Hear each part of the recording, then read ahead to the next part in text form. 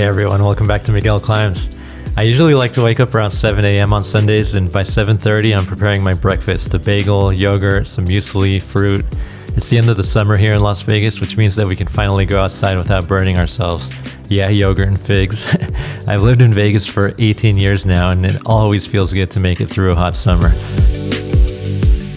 My cats Gronk and Brewski enjoy the end of the summer as well. By 8:30, it's time to start heading out the door.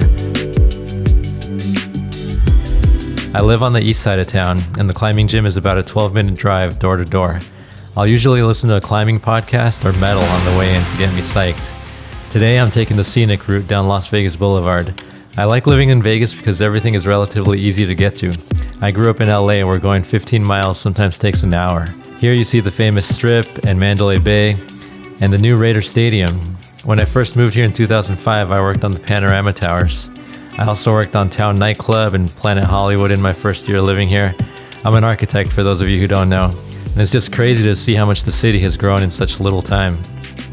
The gym opens at 9 a.m., and I like to be one of the first ones there on Sundays. As the crew starts to trickle in, we like to get our warm-up in and catch up.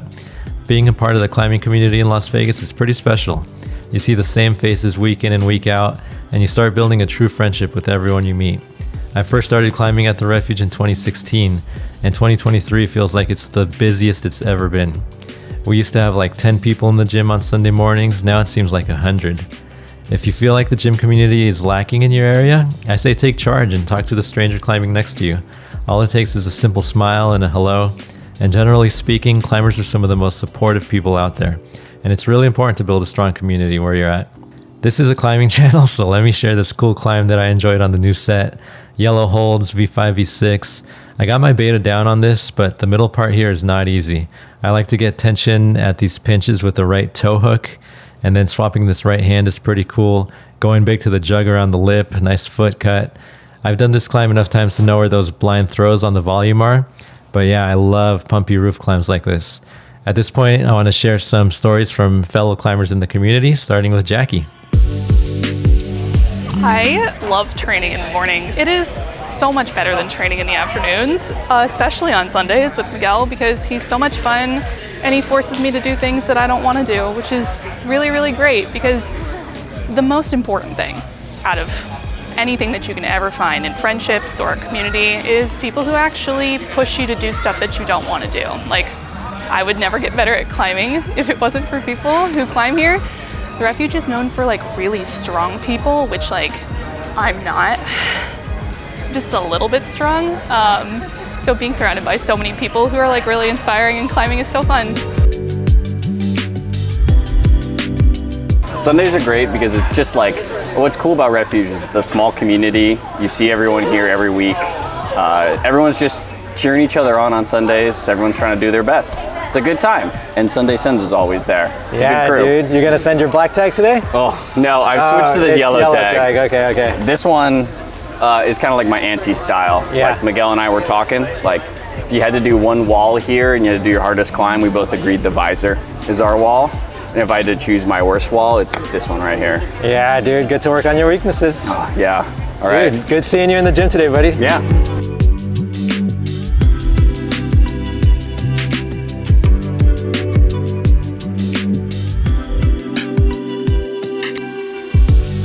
I think what I love about Las Vegas climbing scene is that everyone really like shares new climbs and development. You know, there's a lot of projects out there, but it takes a lot of work to go out and actually trying the new problems and seeing which one goes and which one doesn't.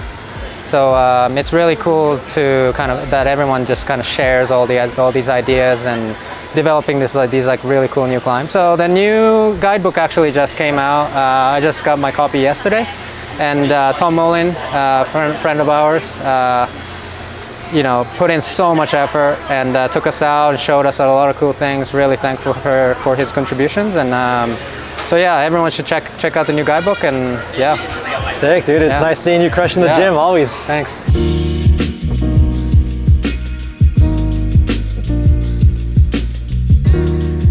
Thank you, Grant and Sho. I'm going to leave a link in the description to the new guidebook, so make sure you check that out. My Sunday sessions are usually 9 to noon.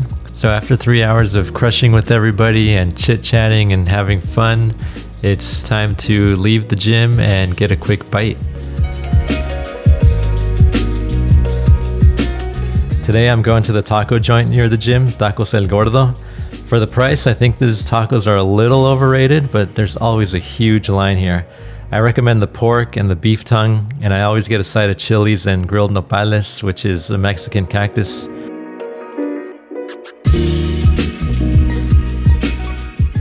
On the drive home, I pass by Trader Joe's and pick up a few items.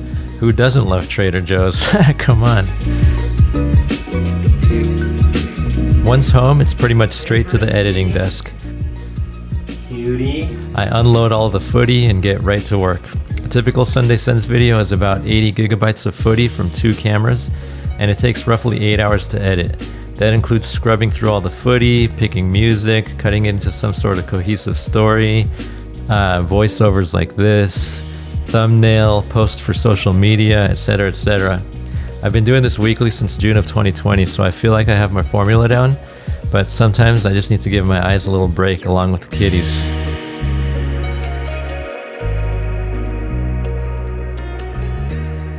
A typical Sunday also sees me doing a lot of meal prep for the week, but this weekend is Labor Day weekend here in the States, so my wife and I are headed to our friend John and Ariana's place for an awesome barbecue with friends.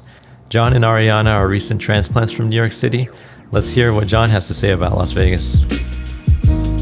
Yo, Johnny, thanks for the barbecue, buddy. Absolutely. The Vegas community is something else, huh? It's awesome. Yeah, no, super psyched. People get together. We did a brisket today.